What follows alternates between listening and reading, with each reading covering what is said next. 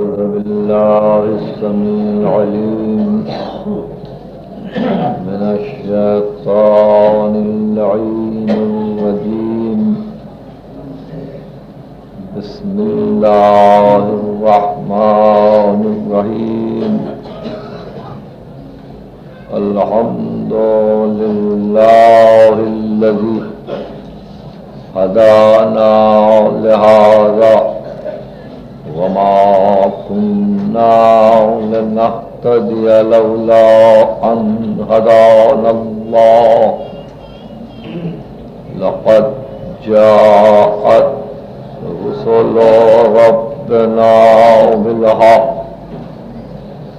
والصلاة والسلام على النبي الأمي الخاتم لما سبق والفاتح لمن غلق المعلن الحق بالحق وبالقول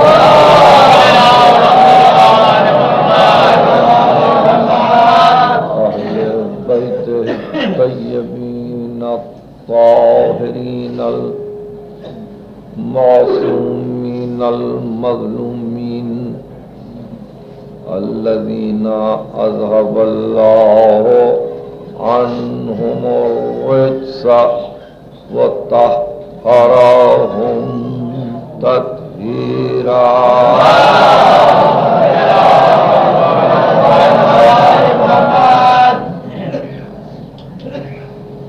اس بارگاہ کی ان تقریروں میں آپ کی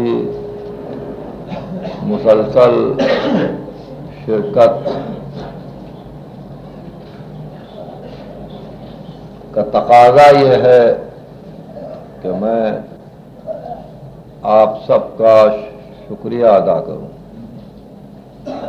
جن توجہات کے ساتھ آپ نے یہ تقریریں سنی ہیں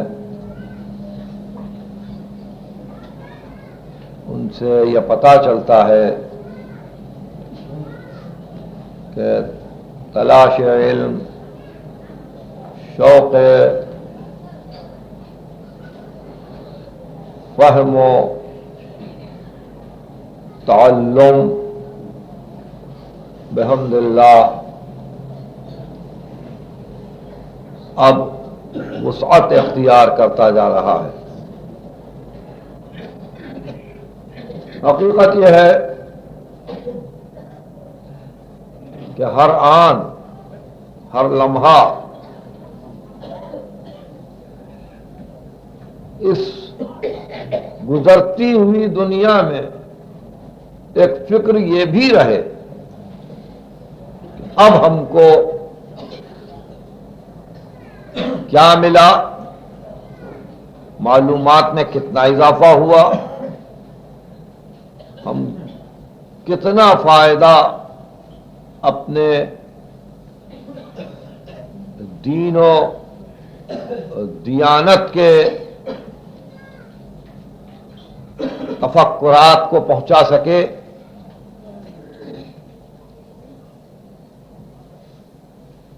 آپ کو معلوم ہے کہ دنیا کی تعریف اللہ نے مشکلات نے یہ کی کہ الدنیا متجر لاولیاء، دنیا دوستان خدا کے لیے ایک تجارت کی منڈی ہے. دوستان خدا کے لیے ایک تجارت کی منڈی ہے یہ دنیا. وہ مسجداً لأحبائہ، اور اس کے دوستوں کے لیے سجدہ کرنے کا مقام ہے. تو آپ نے دیکھا ہوگا صبح سے شام تک تاجر کو ایک ہی فکر رہتی ہے، اب کتنا فائدہ ہو، اب کتنا فائدہ ہو. صبح سے شام ہوئی اور اس نے حساب لگایا آج کا دن کیسے گزرا. بالکل اسی طرح دوستان خدا کو بھی یہی فکر ہوتی ہے کہ آج معرفت میں کتنا اضافہ ہو، آج ہم اور کتنا آگے بڑھ گئے، آج ہمارے معلومات میں کیا اضافہ ہوا۔ تو اگر یہ فکر دامنگیر رہے اور اس طرح سے دن گزرتے جائیں تو ہر مجلس بحمداللہ اپنے فیوضات کے اعتبار سے یقیناً کسی کو محروم نہیں رکھے گی اور اس سے فائدہ مسلسل پہنچتا رہے گا۔ نعرہ سلوات،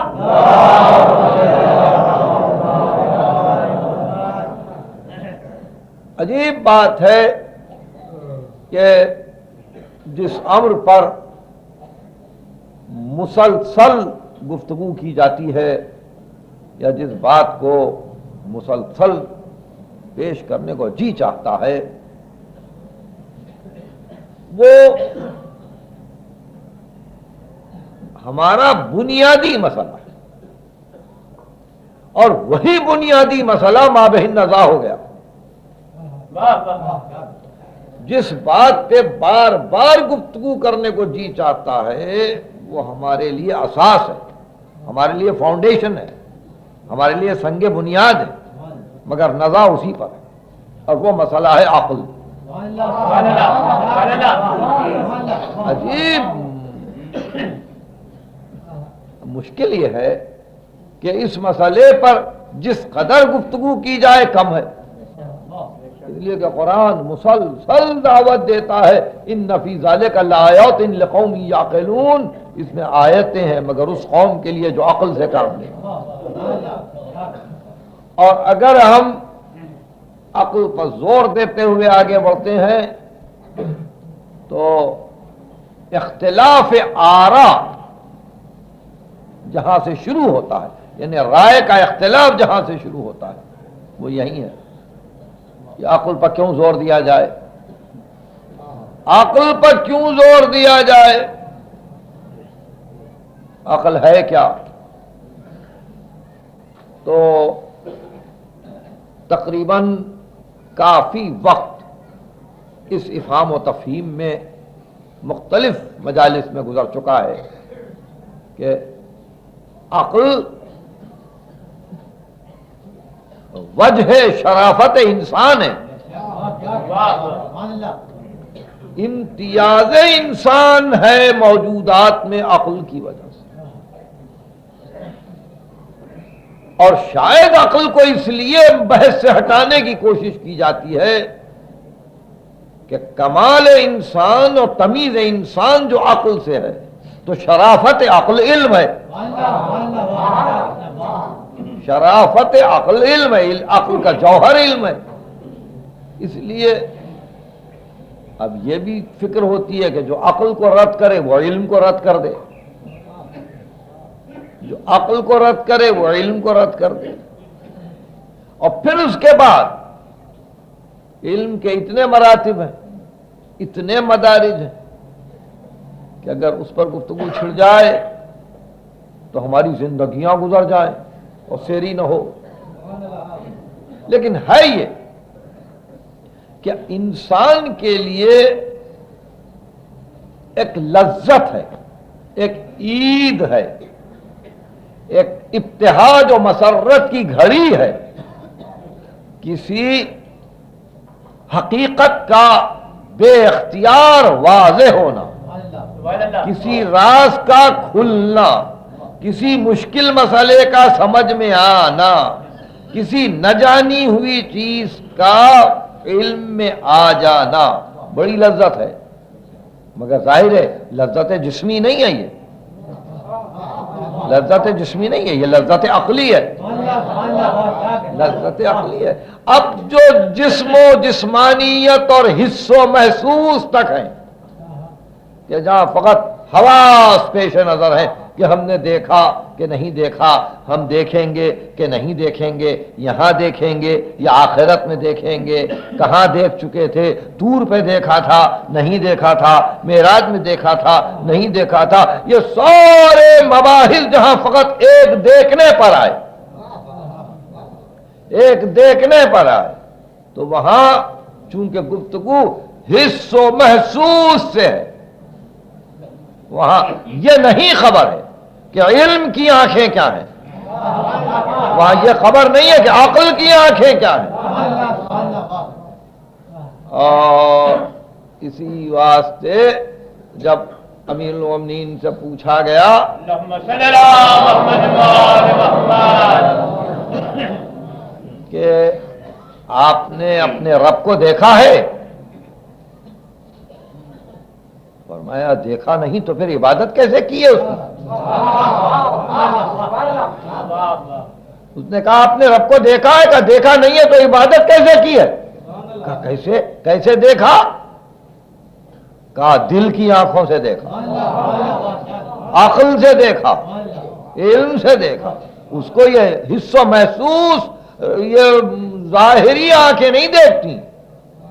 اسی لیے دعا میں عرض کر رہے ہیں اللہم انر ابصار قلوبنا بضیاء نظرہا الیک، پروردگار ہمارے دلوں کی آنکھوں کو اتنا منور کر دے کہ تیری روشنی پہ نظر پڑ سکے، تیرے نور پہ نظر پڑ سکے۔ ابصار قلوب دیکھتے ہیں، دل کی آنکھیں دیکھتی ہیں، اور دل کی آنکھوں میں روشنی اسی وقت پیدا ہوتی ہے جب دل بیمار نہ ہو، اور جہاں دل بیمار ہو گیا دل کی بصارت میں کمی ہو گئی۔ اس لیے اس دل کی بیماری کو نکالنے کے لیے یقین پیدا کرنا لازم ہے تاکہ شک ہٹے۔ یہ بڑی دل کی بیماری ہے، شک ہٹتا نہیں ہے جب تک یقین نہ آ جائے۔ جب یقین آ جاتا ہے تو دل کی آنکھوں میں روشنی آتی ہے، اور دل کی آنکھوں میں جب روشنی آتی ہے تو بے اختیار حلال مشکلات کہتے ہیں ما رأیت شیئا الا رأیت اللہ قبلہ وبعدہ وفی، میں نے کسی شے کو دیکھا ہی نہیں جب تک کہ خدا کو اس سے پہلے، اس کے بعد اور اس میں نہ دیکھ لیا۔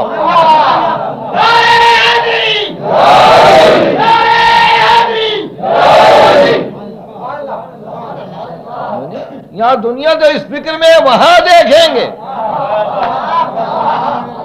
وہاں دیکھیں گے۔ یہاں ارشاد ہوتا ہے کسی شے کو دیکھا ہی نہیں، ما رأیت شیئا الا رأیت اللہ قبلہ وبعدہ وفی، میں نے اللہ کو دیکھا ہے اس شے سے پہلے، اس شے کے بعد، اس شے میں۔ اور اسی طرح سے عرفہ یعنی اس کو پہچانا، دعائے عرفہ میں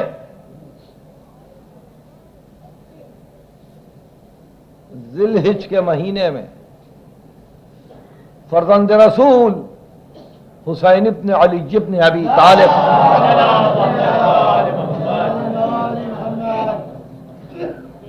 بارگاہ رب العزت میں عرض کر رہے ہیں الہی ترددی فی الآثار یجب بعد المزار، پروردگار میں جو نشانیوں میں تجھ کو ڈھونڈتا پھر رہا ہوں، میں جو آثار میں تجھ کو تلاش کیے جا رہا ہوں، اس بیجا تلاش کی وجہ سے زیارت گاہ دور ہو رہی ہے۔ میں تجھ کو آثار میں ڈھونڈ رہا ہوں، زیارت گاہ دور ہوئی جا رہی ہے۔ ترددی فی الآثار یجب بعد المزار، الہی کیف یستدل علیک بما هو فی وجودہ مفتقر الیک، پروردگار میں اس کو کیا ثبوت بنا کر تیری بارگاہ میں لاؤں، اس کو تجھ پر کیا دلیل بناؤں جو اپنے وجود میں خود تیری محتاج ہو، اس شے کو کیا تجھ پر ثبوت بناؤں، اس شے کو کیا تجھ پر دلیل بناؤں جو شے اپنے وجود میں تیری محتاج ہو۔ کیف یستدل علیک بما هو فی وجودہ مفتقر الیک۔ اور اس کے بعد بے اختیار آپ کی زبان سے ان جملوں کا نکلنا، الہی، دیکھیے وہی سلسلہ ہے اس گھرانے کا، الہی تعرفت لکل شیء فما جہلک شیء، تو نے ہر شے سے اپنا تعارف کروا دیا ہے، اس لیے کوئی شے تجھ سے غافل نہیں ہے۔ تعرفت لکل شیء فما جہلک شیء، پروردگار ہر شے سے تو نے اپنا تعارف کر دیا ہے۔ ایک صلوات۔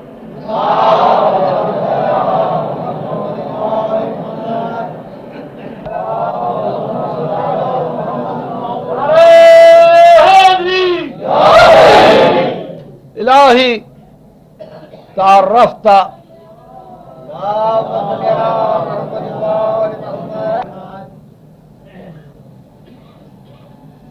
تعرفت لکل شیء فما جہلک شیء، تو نے اپنا تعارف ہر شے سے کروایا، اس لیے کوئی شے تیری ذات سے جاہل نہیں ہے، غافل نہیں ہے، ناواقف نہیں ہے تجھ سے، سب کو علم۔ وَتَعَرَّفْتَ لِي فِي كُلِّ شَيْءٍ، اور تو نے ہر شے کا تعارف مجھ سے کروایا، ہر شے میں اپنا تعارف میری ذات سے مجھ سے کروایا۔ فَرَأَيْتُكَ ظَاهِرًا فِي كُلِّ شَيْءٍ، میں نے پھر کسی شے کو نہیں دیکھا، تو ہی ہر شے میں نظر آیا۔ وَرَأَيْتُكَ ظَاهِرًا فِي كُلِّ شَيْءٍ، میں نے تجھ کو ظاہر بظاہر ہر شے میں دیکھا ہے۔ دیکھنے والے حیران دیکھتے ہیں، اور یہی وہ منزل ہے جہاں یہ دعا مکمل ہوتی ہے اس جملے پر، الہی مَلَّذِي فَقَدَ مَنْ وَجَدَكَ، پروردگار اس نے کیا کھویا جس نے تجھ کو پایا۔ مَلَّذِي فَقَدَ مَنْ وَجَدَكَ وَإِلَٰهِي مَاذَا وَجَدَ مَنْ فَقَدَكَ، اور پروردگار جس نے تجھے کھویا اس نے کیا پایا۔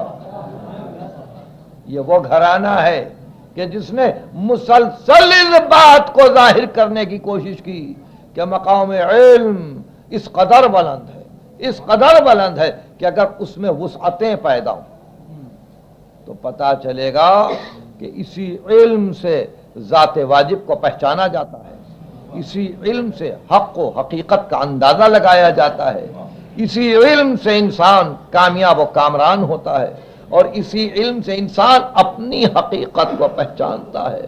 اس لیے یہ درسگاہ پہلی دعوت جو دے رہی ہے وہ اضافہ علم کی دعوت دے رہی ہے کہ دیکھو یقیناً علم میں اضافہ ہوگا، بشرطے کہ ایک تڑپ ہو، ایک بے چینی ہو، ایک خواہش ہو۔ اور پھر یہی وہ منزل ہے، یہی وہ منزل ہے کہ جہاں دعوت دیتے ہوئے خاص طور پر اس امر کی کوشش کی جاتی ہے کہ جو کچھ بھی کہا جائے وہ تعقل کے میزان پر جانچ کر کہا جائے، جو کچھ بھی کہا جائے عقل کے ترازو میں تول کر کہا جائے۔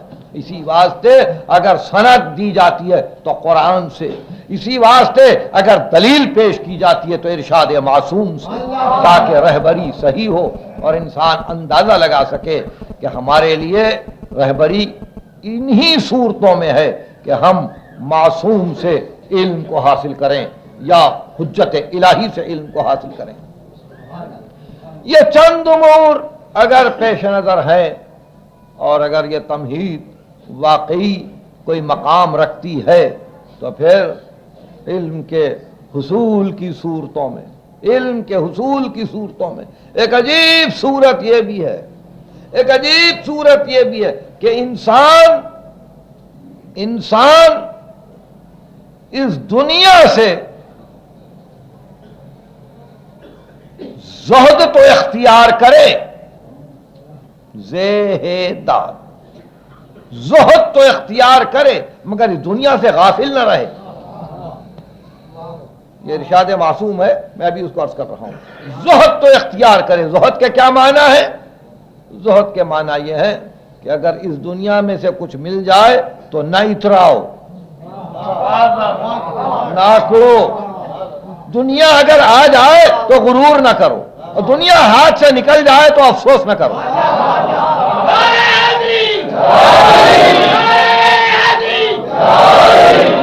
زہد کی تعریف یہ ہے کہ افسوس نہ کرو اگر ہاتھ سے نکل جائے، اور اگر مل جائے تو نہ اتراؤ۔ ارشاد فرماتے ہیں معصوم کہ زہد تو ہو دنیا میں، مگر خبردار غفلت نہ ہو، اس لیے کہ یہ دنیا تجھ سے غافل نہیں ہے، یہ دنیا تجھ سے غافل نہیں ہے، اس لیے اس دنیا سے بھی غفلت نہ رہے۔ یہ دیکھو کہ کون سی مکر کی چالیں چلی جا رہی ہیں، یہ دیکھو کہ کدھر سے حملہ ہو رہا ہے، یہ دیکھو کہ کیا کہا جا رہا ہے۔ ارشاد فرمایا دنیا تجھ سے غافل نہیں ہے، اس لیے خود بھی غافل نہ ہو دنیا سے زہد اختیار کر، زہد اختیار کر، غفلت نہیں، غفلت نہیں، اس لیے کہ جہاں دنیا میں غفلت آئی علم نہیں ملے گا۔ علم کا طریقہ ہی یہ ہے کہ دنیا میں انسان بیدار رہے، بیدار رہے کہ کیا سوچا جا رہا ہے، کیا سمجھا جا رہا ہے، افکار کیا ہیں، تفکرات کیا ہیں، کس طرف لیے جانے کی فکر ہے، کون کس کو کہاں کھینچ رہا ہے، یہ ساری چیزیں ضروری ہیں۔ تم دنیا سے غافل نہ رہو، اس لیے کہ دنیا تم سے غافل نہیں ہے۔ زہد رہے، ضرور رہے زہد، مگر غفلت نہ رہے۔ تو آپ نے دیکھا کہ غفلت جہالت ہے، غفلت علم کی ضد ہے، غفلت ذکر کی ضد ہے۔ جہاں غفلت ہے وہاں ذکر نہیں ہے، اس لیے اگر ذکر کی عادت ہی ڈالنی ہے تو غفلت سے دور رہو، اپنے آپ کو غافل نہ رکھو۔ جو غافل ہو جاتا ہے اس کے لیے قرآن مجید نے پہلے ہی اعلان کر دیا ہے کہ خبردار لا تطع من اغفلنا قلبہ عن ذکرنا، خبردار اس کی اطاعت نہ کرنا جس کے دل کو ہم نے اپنی یاد سے غافل کر دیا یا غفلت کی حالت میں چھوڑ دیا، اس کی اطاعت نہ کرنا۔ واتبع ہواہ، اور اس کی اطاعت نہ کرنا جو اپنی ہوا و ہوس کی پیروی کرے، وکان امرہ فرطا، اور اس کا امر افراط پہ پہنچ گیا ہو۔ تو کل عرض کر رہا تھا کہ پیغمبر تابع شریعت ہے، پیغمبر کسی کی ہوا و ہوس کا تابع نہیں ہے، پیغمبر کسی اور کے اشاروں پر نہیں چلتا ہے۔ اگر حق خواہشات نفسی پہ چلنے لگے تو زمین و آسمان فاسد ہو جائے۔ کل کی گفتگو تھی لو اتبع الحق اهواءهم لفسدت السماوات والارض ومن فيهن، اگر حق پیروی کرنے لگے ان انسانوں کی خواہشوں کی کہ ان کی پیروی کرے، ان کی پیروی کرے، ان کی پیروی کرے، تو زمین و آسمان میں فساد برپا ہو جائے۔ اس لیے حق اپنی راہ چلتا ہے، اوروں کی راہ نہیں چلتا۔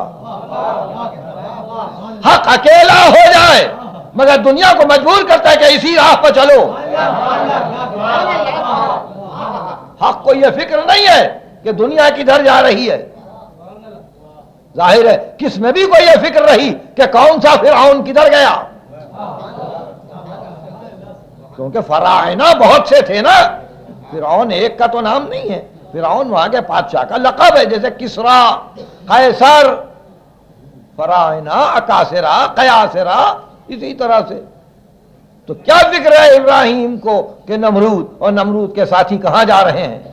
ان کو تو حق کا اعلان کرنا ہے، ان کو تو یہ کہنا ہے وجہت وجہی للذی فطر السماوات والارض، میری توجہات کا مرکز تو میرا مالک ہے، یہ بادشاہ ہی نہیں ہے۔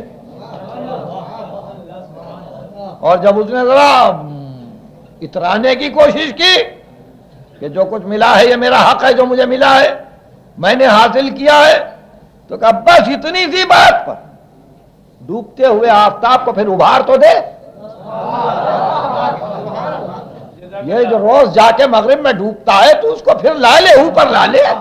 فبہت الذی کفر، کافر مبہوت ہو کے رہ گیا، اس کے دل و دماغ میں یہ تصور نہیں تھا کہ اختیار و اقتدار ملک میں یہ بھی ہے۔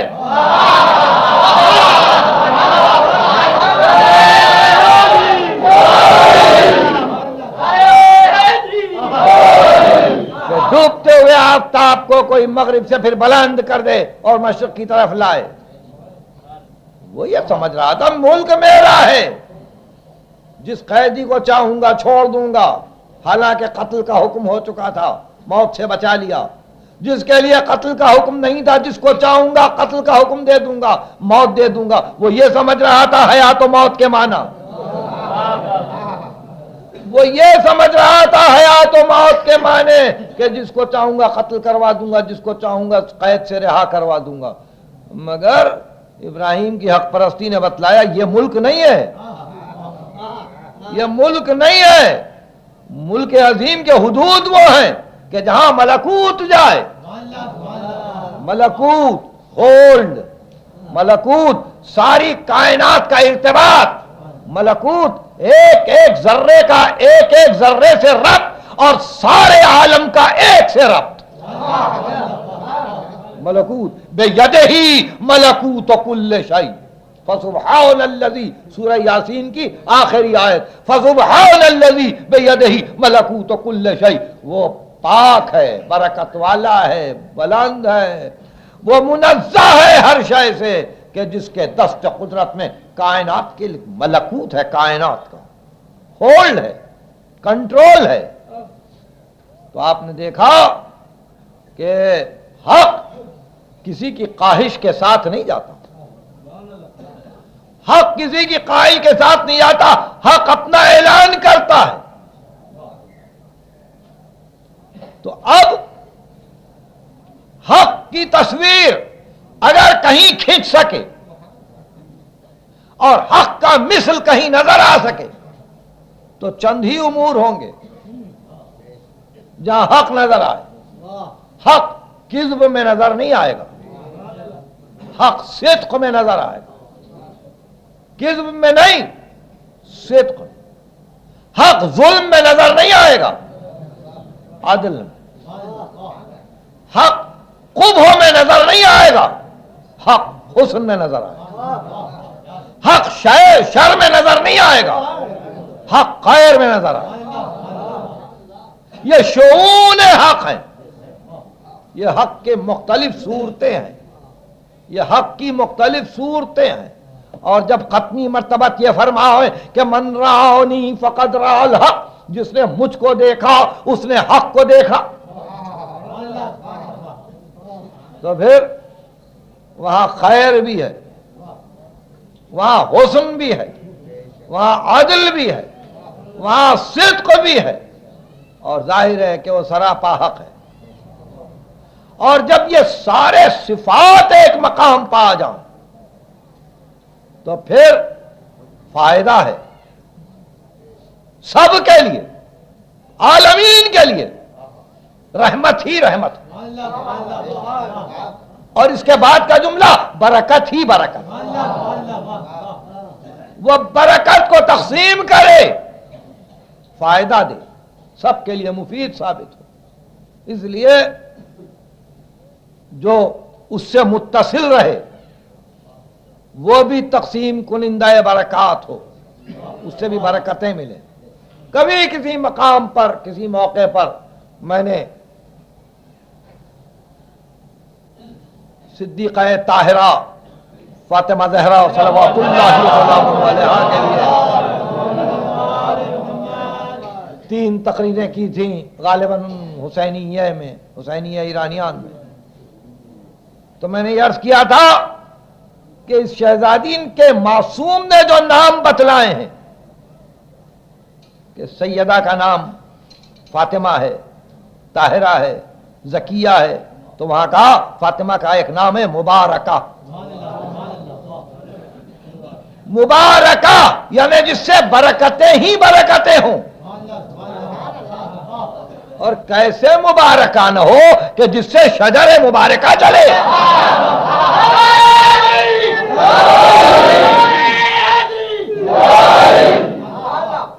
کیسے مبارکہ نہ ہو جس سے شجر مبارکہ آگے بڑھے۔ اور یہ حقیقت ہے کہ یہ وہ ذات گرامی ہے جو مرکز بن جاتی ہے اس خانوادے میں، اور شجر مبارکہ کے لیے اساس بن جاتی ہے کہ شجر چلا، اور قیامت تک اس کی ڈالیاں مسلسل پھیلتی رہیں گی۔ تو نور سماوات و ارض کا اللہ ہے، اس کے نور کی مثال محراب ہے، محراب میں چراغ ہے،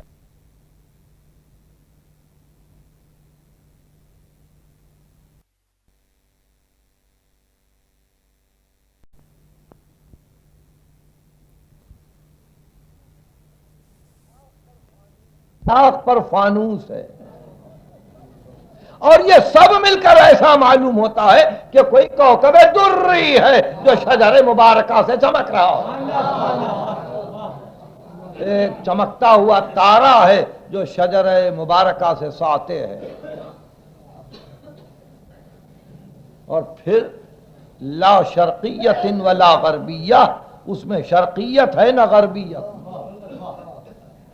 شرقیت وہ کہ جہاں سے معلوم ہو کہ آفتاب طلوع ہو رہا ہے، غربیت وہ کہ جہاں پتہ چلے آفتاب کے ڈوبنے کا مقام ہے۔ ظاہر ہے کہ ہر لحظہ ایک مشرق ہے، ہر لحظہ ایک مغرب ہے، وقت بدلتا جاتا ہے۔ آپ کا مشرق کچھ اور ہے، کسی اور ملک کا مشرق کچھ اور ہے، آپ کا افق کوئی اور ہے غروب ہونے کا، کسی اور ملک کا افق کوئی اور ہے۔ تو مشرقین مغربین نہیں، مشارق مغارب ہیں۔ تو اس اعتبار سے کہ جہاں ہر آن و ہر لحظہ ایک ایک مشرق ہو، وہاں ہر آن و ہر لحظہ زمان و مکان بدلتے جائیں گے۔ ذرا سی فکر بلند کیجئے، زمان و مکان بدلتے جائیں گے، مشرق الگ ہے۔ آپ کی نماز کا وقت مغرب کا کچھ اور ہوگا، عراق میں کچھ اور ہوگا، یورپ میں کچھ اور ہوگا، مشرق و مغرب بدل رہے ہیں، مکان الگ ہے، زمان الگ ہے۔ وہ کیسا درخت ہوگا جو نہ شرقی ہے نہ غربی ہے؟ وہ کیسا درخت ہوگا جس کے لیے وقت نہیں ہے، جس کے لیے ساعت نہیں ہے؟ اب اسی منزل پر آ کر ایک مرتبہ غور و فکر کریں کہ اگر وہ شجر حس و محسوس میں نہیں ہے، دیکھ نہیں سکتے، ہاتھ لگا نہیں سکتے، چھو نہیں سکتے، تو دل میں ہے، اور اگر دل میں ہے تو یقیناً وقت کی قید سے آزاد ہے، اس لیے کہ نماز سے صبح کا ایک وقت ہے، نماز ظہر کا ایک وقت ہے، نماز عصر کا ایک وقت ہے، مغرب کا ایک وقت ہے، عشاء کا ایک وقت ہے۔ ظاہر ہے تہجد پڑھنے والوں کے اوقات ہیں، مگر محبت کا کوئی وقت نہیں ہے۔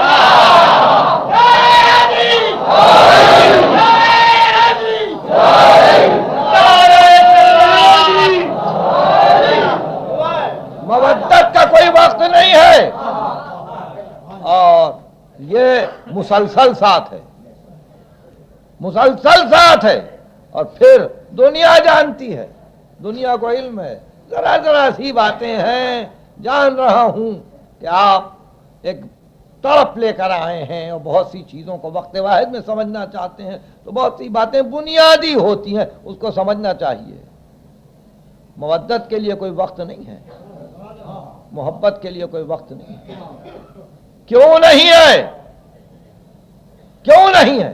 اس لیے نہیں ہے، اس لیے نہیں ہے کہ جس کے لیے وقت ہے وہاں وقت گزرنے پہ قضا ممکن ہے۔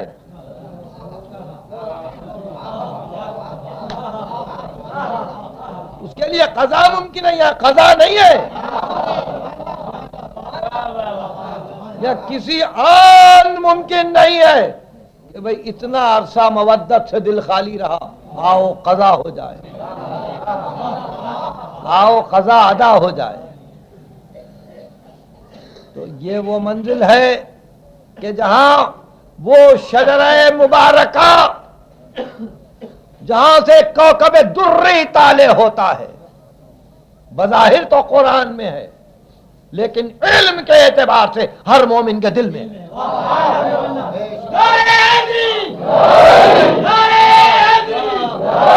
ہر مومن کے دل میں ہے شجر۔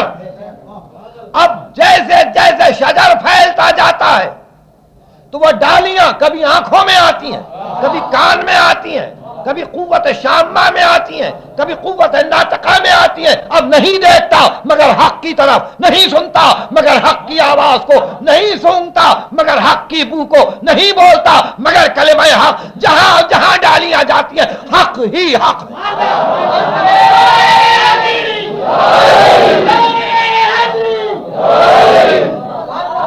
ये शजर तैयबा जब इल्म के एतबार से, ये शजर मुबारका जब इल्म के एतबार से मोमिन के दिल में जगह पाता है, मोमिन के दिल में जगह पाता है, तो मोमिन उस मंजिल पर आता है कि जहां हदीस कुदसी ने कहा कि जब बंदा मेरे लिए अपने आप को खालिस कर लेता है तो वो नहीं देखता है, उसकी निगाहों से मैं देखता हूं। वो नहीं सुनता है, उसके कानों से मैं सुनता हूं। वो नहीं बोलता है, उसकी जबान से मैं बोलता हूं। मुख्तलिफ अहादीसें देख लीजिए, तमाम उलमाए इस्लाम ने इसको नकल किया है। ये तसव्वुफ नहीं है, हकीकत है। ये कोई हु हक के नारे नहीं है, ये इल्मी गुफ्तगू है। वो अपनी जगह पर होंगे, हु हक से मुझे इनकार नहीं है, तसव्वुफ से मुझे इनकार नहीं है, मगर चूंकि शोबा अलग है इसलिए उस पर गुफ्तगू नहीं करता हूं। यहां इल्म की गुफ्तगू है, कश्फ की नहीं है। वो मुकाशफा जहां है वहां बातें और होंगी, मगर जहां इल्म की गुफ्तगू हो रही है वहां यह कि अगर यह हिस्सा महसूस नहीं है शजर मुबारका तो हर मोमिन के दिल में है। और हर मोमिन के दिल में अगर यह शजर मुबारका है तो एक कौकब दुर्री बराबर चमक रहा है, एक सितारा है जो बराबर तुलू हो रहा है, जिससे दिल की रोशनी, दिमाग की रोशनी, फिक्र की रोशनी, शऊर की रोशनी, सोचने की रोशनी, उठते बैठते वक्त रोशनी हमेशा साथे होती रहती है।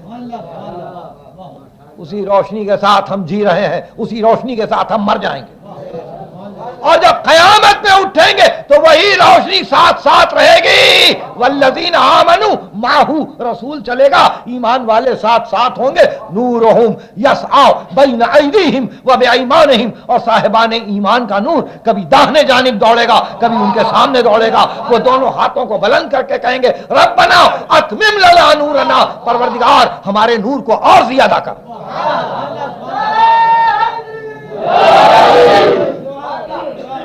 ये शजर मुबारका है, हर साहिब ईमान के दिल में है। यह अमल पे काबू पाता है, यह निगाह पर, बसीरत पर, समाअत पर, इस्तिमा पर, हुस्न कबूल पर, हवास की जितनी कैफियतें हैं सब पर इसका असर होता है। इस एतबार से जहां जिस दिल में यह शजर मुबारका हो वो साहिब ईमान गाफिल नहीं रहता, गफलत का नाम और निशान नहीं होता है, गफलत का नाम और निशान नहीं होता है। आने वाहिद के लिए, आने वाहिद के लिए वो अपने आप को गाफिल नहीं रखता। यह सच है, यह सच है कि वो किसी पर हमला नहीं करता, यह सच है कि अपनी तरफ से पहल नहीं करता, यह सच है कि वो एग्रेसिव नहीं होता, यह सच है कि जुल्म नहीं करता, यह सच है कि किसी का हक नहीं छीनता। मगर उसके साथ साथ यह भी है कि अपनी हकीकत से आशना है, अपने आप को जानता है, यह जान रहा है कि राय हक में चुप रहना बड़ा गुनाह है, इसलिए कह देता है जो कहना है, और उसके बाद दुनिया मुखालिफत करती है तो कदम पीछे नहीं हटाता, सब्र करता है।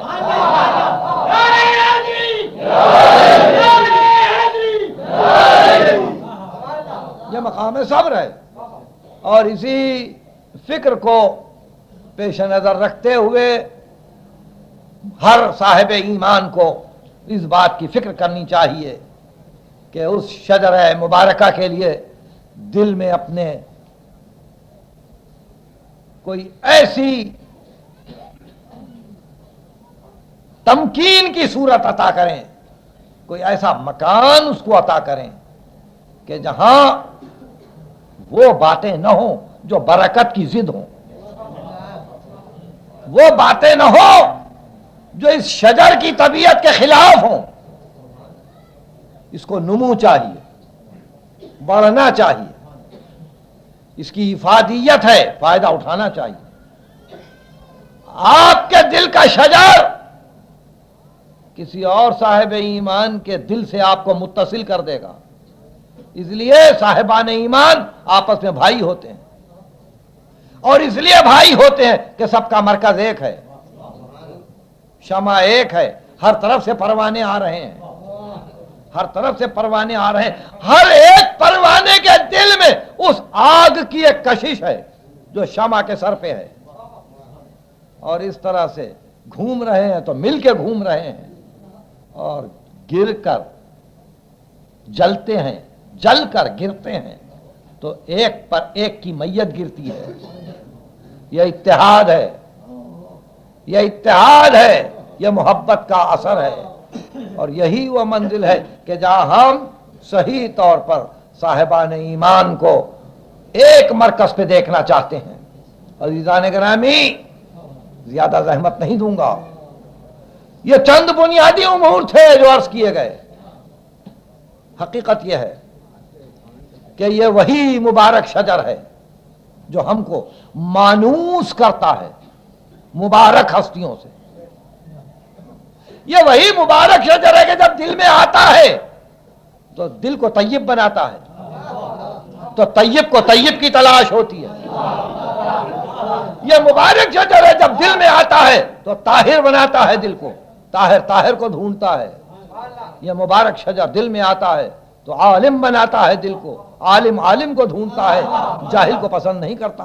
وہ اپنے صفات کو دیکھتا ہے، اور اسی منزل پر یہ مبارک شجر جس دل میں آئے وہاں دل تنہا نہیں ہوتا، وہاں پنجتن نظر آتے ہیں،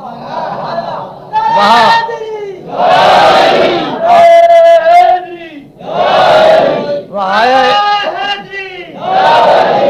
آئے تطہیر میں جمع ہونے والے نظر آتے ہیں، وہاں مباہلے کی منزل میں آنے والے نظر آتے ہیں، اور یہی وہ منزل ہے کہ کسی خاص مصلحت کی بنا پر یا رسول سے تعلق کی بنا پر ان کو نہیں پکارا جا رہا ہے، بلکہ ان کو جو آواز دی جا رہی ہے وہ فقط اس لیے کہ برکتوں کا وہ مرکز ہے۔ میری محرم کی تقریریں مشتر پارک کی جس نے سنی ہے وہ کسی مجلس سے اس ٹکڑے کو میرے چن سکتا ہے کہ میں نے کہا کہ یہ پنجتن یہی وہ ایک ایسا لفظ ہے، ایسا لفظ ہے کہ جس میں علم بھی ہے، نور بھی ہے، طہارت بھی ہے، جس میں درد بھی ہے، جس میں افادیت بھی ہے، برکت بھی ہے۔ یعنی میں نے جس جملے کو کہا تھا وہ یہ کہ مانگنا بھی ہے، تو انہی کا نام لے کے مانگنا ہے۔ یعنی مانگنا دل کی خواہش زبان پر آئے، دل کی خواہش زبان پر آئے، زبان سے آواز نکل کے دوسرے کان تک جائے، وہ کان سے آواز کو پھر دل اس کا قبول کرے، تو یہ پورے سلسلے کے لیے ایک ایسے درد کی ضرورت ہے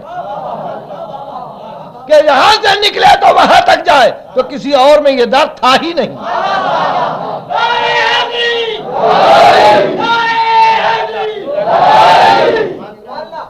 تو یہ گفتگو اس لیے آئی کہ کوئی سمجھنا چاہتا تھا، کوئی سمجھنا چاہتا تھا، اگرچہ ذرا سا رخ بدل رہا ہے مگر میں چاہتا ہوں کہ علم میں اضافہ ہو۔ بات یہ اللہ کو تو واسطہ دیتے ہیں، اللہ کو تو واسطہ دیتے ہیں کہ پروردگار پنجتن کا واسطہ، مگر مانگنے والے بھی یہی واسطہ دیتے ہیں، پنجتن کا واسطہ، یعنی ان کے واسطے سے سب کچھ مل سکتا ہے، ان کے واسطے سے سب کچھ مل سکتا ہے، اس لیے کہ درد ہے، درد ہے، ملوکیتیں ختم ہو گئیں۔ ذرا اپنے غریبانوں میں منہ ڈال کے دیکھو، کوئی کسی بادشاہ کا واسطہ دے کے مانگتا ہے بھیک؟ کسی ظالم کا واسطہ دے کے کوئی مانگ بھی سکتا ہے؟ نہیں، اس لیے کہ درد پیدا ہی نہیں ہوتا۔ کوئی سننے والا صحیح، کوئی سننے والا صحیح، بڑا ہی دور ہو مذہب سے صحیح، مگر اس کو کوئی غلط واسطہ تو دے کے دیکھیے، ذہنوں میں نام سوچتے جائیے اور کہیے کہ اس واسطے سے مانگیں گے، وہ تعجب کرے گا. اگر انتہائی اخلاق کا انسان ہوگا تو تعجب کرے گا اور کہے گا غلط مانگ رہا ہے, غلط واسطے کو دے رہا ہے. تو ایک ہی واسطہ ہے مانگنے کے لیے, اور خصوصاً جب مانگنا ذات واجب سے ہے تو اسی واسطے سے مانگنا, اسی واسطے سے مانگنا. اس لیے کل کی گفتگو, آج کی گفتگو ایک مرتبہ آپ پھر غور کر لیں, اس میں برائی نہیں ہے, یہ شجر ہے, شجر ہے. درود اگر لفظ محمد پہ آ کے رک جائے تو شجر نہیں ہوتا.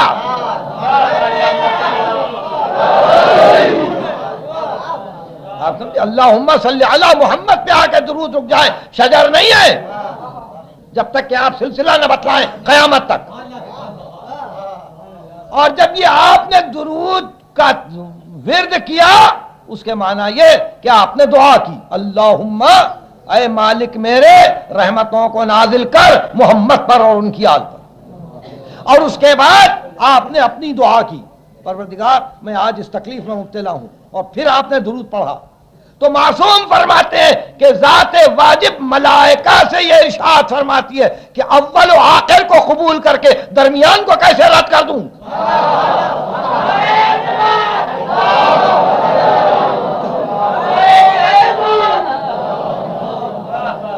ذات واجب ملائکہ سے یہ فرماتی ہے کہ اول کو قبول کروں, آخر کو قبول کروں, درمیان کو کیسے رد کر دوں. اس لیے دعا کی شرط ہی ہے کہ ان کا واسطہ دو.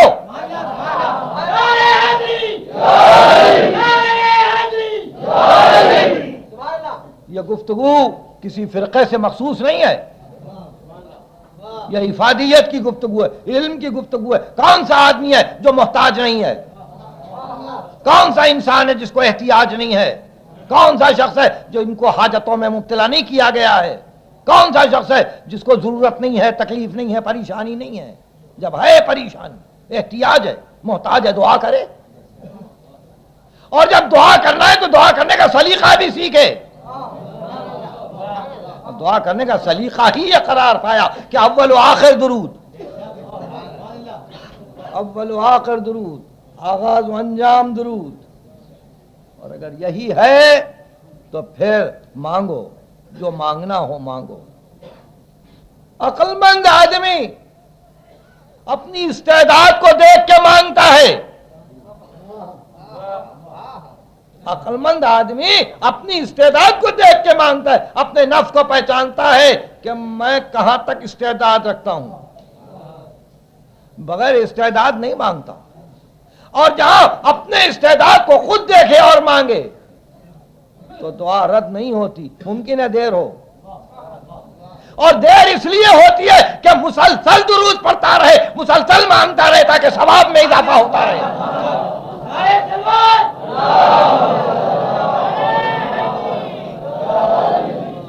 اس لیے عزیزان گرامی, میں نے آج ذرا سی تفصیل سے کام لیا ہے, صرف اس بنا پر کہ میں ایسا محسوس کر رہا تھا کہ کہنے والے یہ کہتے ہوئے پائے جا رہے ہیں کہ ہم تو آئے درود میں فقط اسی تکلیف میں مبتلا ہیں کہ نبی پر درود بھیجیں. آئے درود میں فقط یہی تکلیف ہم کو دی گئی ہے کہ یصلون علی النبی, بس اتنا ہی ہے. مگر نبی کا پھیلاؤ ابھی سمجھ میں نہیں آیا, لفظ نبی کی وسعت ابھی سمجھ میں نہیں آئی, نبی کا سلسلہ ابھی سمجھ میں نہیں آیا, اور ابھی انا آتینا کل کوثر کے معنی معلوم نہیں ہوئے. اگر یہ معلوم ہو جائے کہ نبی کی وسعتیں کیا ہیں تو پھر اس درود میں جو کہیں بھی رک جائے ایک بات ضرور ہوگی, اور وہ بات آپ یاد رکھیں, جس نے یہ طے کیا کہ میں صرف یہی کہہ کے رکوں گا اللہم صلی علی محمد, تو پڑھنے والے کی اور درود بھیجنے والے کی نیت چونکہ یہ ہے کہ درخت خطا ہو, شجر قطع ہو، اس لیے اس کا درود تو رد ہو جائے گا۔ مگر ملائکہ جب جا کے عرض کریں گے کہ پروردگار تیرے بندے نے تیرے نبی پر اس طرح سے بھی درود بھیجا ہے، تو آواز آئے گی ملائکہ تم کیوں خاموش بیٹھے ہو؟ تم اتنی مرتبہ درود بھیجو، اتنی مرتبہ درود بھیجو کہ یہ غافل جان جائے کہ اگر وہ ایک نہیں بھیجتا ہے تو ساری کائنات تباہ کر دے۔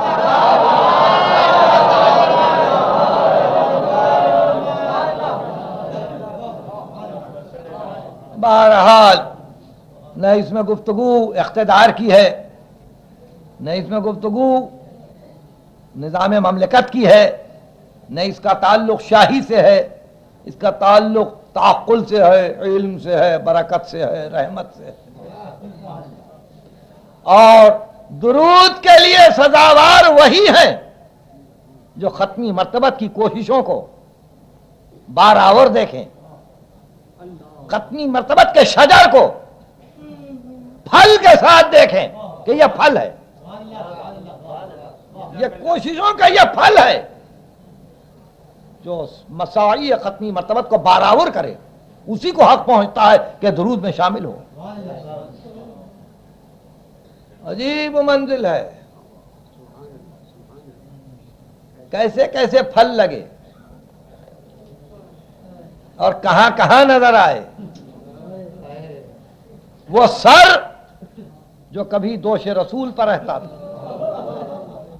وہ سر جو کبھی آغوش رسول میں تھا، دنیا نے اس سر کو نیزے پر دیکھا، کبھی تنور میں دیکھا، کبھی حاکم کے تخت پر دیکھا، کبھی درختوں کی ڈالیوں میں بندھا ہوا دیکھا، کبھی خولی کے گھر میں دیکھا، کبھی کوفے کی فصیل پر دیکھا، مختلف مقامات۔ گفتگو ختم ہوئی، میں نے زحمت دی، میری معذرت قبول کیجئے۔ واقعی یہ مقام کتنا دردناک مقام، کتنا دردناک مقام کہ قافلہ آل محمد جب چلا ہے کربلا سے تو یہ طے کیا گیا تھا کہ جو بی بی جس ناقے پر سوار ہو، اس ناقے کے متصل اس بی بی کے وارث کا سر ہو، اس بی بی کے وارث کا سر ہو۔ چنانچہ شہزادی زینب کے ناقے کے متصل حسین ابن علی کا سر ہو، حضرت ام لیلہ کے ناقے کے قریب علی اکبر کا سر تھا، ام فروہ جس ناقے پر سوار تھیں انہی کے قریب حضرت قاسم کا سر تھا۔ شہیدوں کے سر تھے۔ کبھی کہا جا چکا جب بیبیاں سوار ہو رہی تھیں اور وارثوں کے سر نوکہائے نیزہ پہ آ رہے تھے تو ایک بی بی تھوڑی دیر کے لیے تو مطمئن تھی کہ میرا بچہ تو دفن ہو گیا، میرا بچہ تو دفن ہو گیا۔ یہ ام رباب تھی کہ جس کی گود سے حسین نے بچے کو لے کے دفن کر دیا تھا، مگر جب یہ بی بی ناقے پر آئیں تو کیا دیکھتی ہیں کہ علی اصغر کا سر بھی نوکے نیزہ پہ۔ الہی و سیدی و مولایا و ربی، خداوندہ ہم کو کامل الایمان ہمارے حوائج دینی و دنیاوی برلاؤ، ملت کو متحد کر، مملکت کو مستحکم فرماؤ۔ کل سے عزاخانہ زہرا میں 5 مجلسیں ہوں گی اور عنوان کا اعلان پہلی ہی مجلس میں کیا جائے گا۔